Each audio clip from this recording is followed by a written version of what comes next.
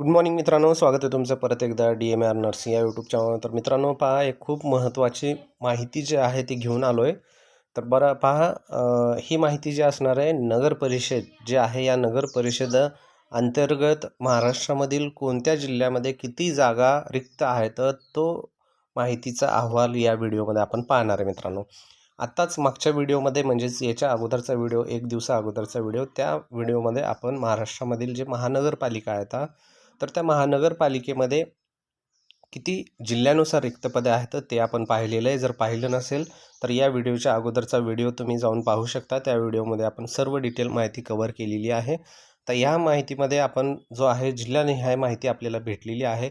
या ठिकाणी राज्यातील नगरपरिषद नगरपंचायतीच्या आस्थापनेवरील गट क व गट ड च्या रिक्त पदाचा विभागीय आयुक्त कार्यालयाकडे प्राप्त माहितीचा घोषवारा या ठिकाणी आपल्याला भेटलेला आहे मित्रांनो. ठीक आहे, तर या ठिकाणी खूप महत्त्वाचं असणार या ठिकाणी रिक्त पदे म्हटले की यामध्ये ग्रुप जे सी आहे आणि ग्रुप डी आहे, या ठिकाणी दोन्ही पण आले मित्रांनो. ग्रुप सी आणि ग्रुप डी म्हणजे वर्ग क आणि वर्ग ड. ठीक आहे, जे पहा वर्ग बी आणि ए असतो, हा जो ग्रुप असतो यामध्ये हे क्लास 1 क्लास 2 जे असतात यामध्ये मोस्टली MPC जे आहे ते घेतले जातात. बाकीचं जे आहे TCS आणि IBPS जे आहे त्या दोन विभागाकडे हे बाकीचे भरतीचे माहिती आहे. बाकीचे भरती वगैरे कंडक्ट करतं ह्या दोनचे. ठीक आहे, तर जिल्हानिहाय जी काही पूर्ण माहिती आपण या ठिकाणी कव्हर करणार आहे. पहा, नगर परिषदेमध्ये नगरपालिकेमध्ये सुद्धा आपल्या आरोग्य विभागाचे पदे असतात मित्रांनो. तर त्यासाठी ही माहिती आपल्यासाठी खूप महत्त्वाची. आरोग्य विभागाचे पण बरेच पदे आपले यामध्ये असतात. तर पहा, या ठिकाणी पालघर जिल्ह्यामध्ये गट क साठी जे आहेत एकूण जे आहेत 48 जागा आहेत आणि गट ड मध्ये 3 असे एकूण रिक्त पदे या ठिकाणी 51 असणार आहेत. तर आपण मोस्टली जे आहे स्टाफ नर्स आपण हे ग्रुप सी मध्ये येतो. ठीक आहे, ग्रुप जे आहे अ ब क ड अशा प्रकारे हे भरतीचं असतं. यामध्ये आपण ग्रुप सी मध्ये मोडतो, तर मोस्टली या ठिकाणी ग्रुप सीचे जास्त जागा दिसायला लागल्यात. त्यानंतर पहा, रत्नागिरी जे आहेत 27 जागा आहेत, त्यानंतर आणि इकडे 8 एकूण या ठिकाणी 35 जागा या ठिकाणी कवर आहेत. त्यानंतर पहा, ठाण्यामध्ये जे आहे ठाण्यामध्ये 27 जागा, त्यानंतर 9 जागा, एकूण 36 जागा. त्यानंतर रायगडमध्ये 24 जागा, 25 जागा आणि 49 जागा. या ठिकाणी हे जे आहेत गट क, हे गट ड आणि हे एकूण पदे या ठिकाणी शेवटी दिलेलं आहे मित्रांनो. त्यानंतर सिंधुदुर्गमध्ये गट क मध्ये 13 जागा आहेत आणि गट ड मध्ये 16 जागा आहेत आणि एकूण जागा झाल्या आहे 29 मित्रांनो. त्यानंतर कोकण विभाग एकूण या ठिकाणी जे झालं आता 139, 61 आणि 200. तर एकूण या ठिकाणी किती आहेत, तर 200 विभागमध्ये या कोकणच्या 200 जागा या ठिकाणी मित्रांनो आपल्याला वॅकन्सी पाहायला भेटणार आहे.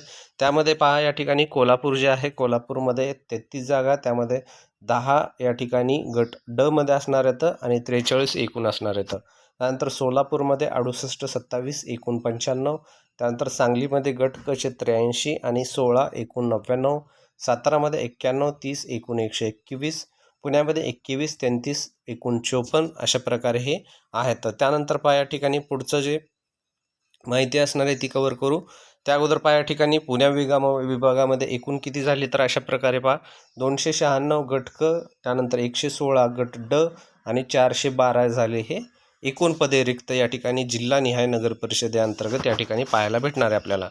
त्यानंतर नेक्स्ट आहे पहा, या ठिकाणी नागपूरमध्ये जर पाहायला गेलं तर 95 गट क मध्ये, 34 गट ड मध्ये आणि 129 हे मिळून झाले. त्यानंतर वर्धामध्ये 62 आणि 20 आणि 82 अशा प्रकारे. त्यानंतर भंडारामध्ये गट क मध्ये आहेत 31, 12, त्यानंतर 43. त्यानंतर पहा, गोंदियामध्ये 38, 1 आणि 39. तर या ठिकाणी जे आहे गट ड मध्ये जे आहे या ठिकाणी खूप कमी आहे. गोंदियामध्ये एकच जागा पाहायला या ठिकाणी भेटणार आहे. चंद्रपूरमध्ये 67, 17 आणि 84. त्यानंतर गडचिरोलीमध्ये 59, 4 आणि 63 हे टोटल झालं अशा प्रकारे. तर अशा प्रकारे हे एवढ्या आहेत. बाकीचे पण जिल्हे आपण या ठिकाणी कव्हर करून घेऊ मित्रांनो. त्यानंतर पहा, या ठिकाणी राज्यातील नगर परिषद नगरपंचायतीच्या आस्थापनेवरील गट क व गट ड च्या रिक्त पदांची जी संख्या आहे त्यामध्ये घोषवारा पहा. प्राप्त माहितीच्या घोषवारा, ज्यामध्ये पहिला आहे उस्मानाबादमध्ये गट क चे 152 आहेत, गट ड चे 297 एकूण मिळून झाले 449. त्यानंतर हिंगोलीचे आहेत पहा 40 आणि 11 51 झाले.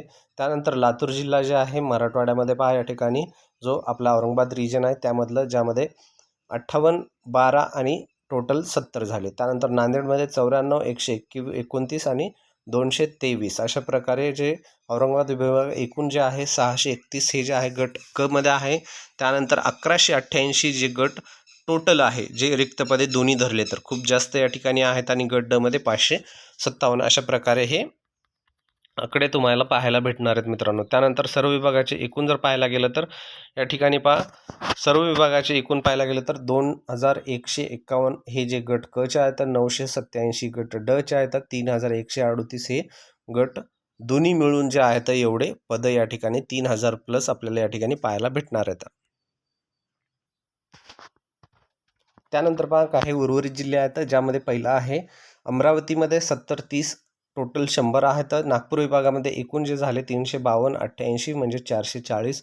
त्यानंतर अकोलामध्ये 48, 27 आणि एकूण झाले 75. त्यानंतर वाशिम जिल्ह्यामध्ये पहा गट क मध्ये आहेत 35 आणि गट ड मध्ये 14, एकूण 49 या ठिकाणी आकडा आपल्याला दिसायला लागला. त्यानंतर यवतमाळमध्ये 98, 51, एकूण 149. त्यानंतर मग बुलढाणा जिल्ह्यामध्ये 79, 35 आणि टोटल या ठिकाणी जे झालेलं आहे ते 114. अशा प्रकारे हे जे आहेत अमरावती विभागामध्ये 330 झाले गट क चे. आणि त्यानंतर तुम्ही पाहू शकता गट ड चे या ठिकाणी तुम्हाला जे आहेत जवळपास या ठिकाणी 157 पाहायला भेटतील. आणि टोटल जे आहे या ठिकाणी पहा जे अमरावती विभागाचं झालेलं आहे 487 या ठिकाणी टोटल आपल्याला अमरावती विभागाचं पाहायला भेटायला लागले. म्हणजे आत्ताच मी सांगितल्याप्रमाणे टोटल जे आहे पूर्ण नगर परिषद ज्यामध्ये आहे नगर परिषद नगरपंचायतीमधल्या एकूण पदाची जी आकडेवारी या ठिकाणी आपण पाहतोय, ज्यामध्ये त्यानंतर आहे धुळे आहे, ज्यामध्ये पहा 28 आणि 1. त्यानंतर अहमदनगरमध्ये 125 आणि 7.